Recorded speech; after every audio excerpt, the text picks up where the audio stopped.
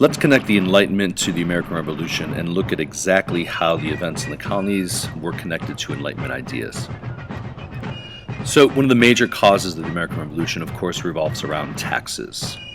And the big focus for many of the colonists was the fact that they had no representation in the British government. So the phrase taxation without representation makes a very strong case for the colonists.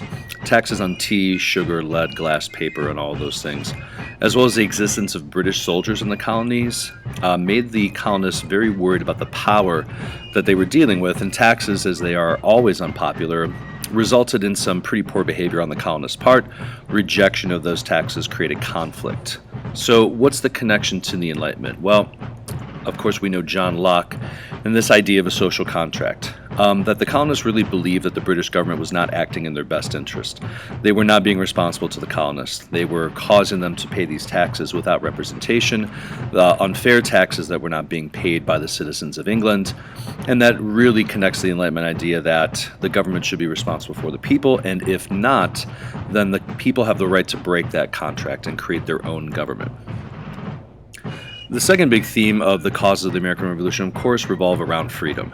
So we already know that the British government has limited the colonists' ability to trade with other nations. They've imposed high taxes on them through the Navigation Acts. We also know about the freedom from taxes. The colonists protested these taxes consistently, no matter what the tax was, and felt that the taxes were limiting their freedom to purchase goods that they needed or wanted. And of course, the idea of British soldiers, redcoats, being present within their towns and villages, the sense of freedom of the colonists felt trampled on. And the connection, again, comes back to John Locke and the idea of the natural rights. The colonists really felt that their natural rights were being taken advantage of. Life, liberty, and property, you can see here reflected in all three of these.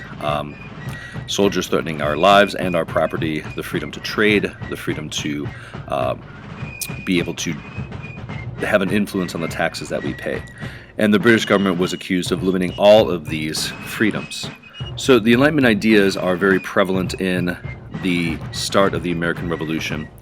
And what we need to understand is that Enlightenment is going to equal revolution. Without the Enlightenment ideas, the revolution would not have occurred. And because of the Enlightenment ideas, the revolution will occur.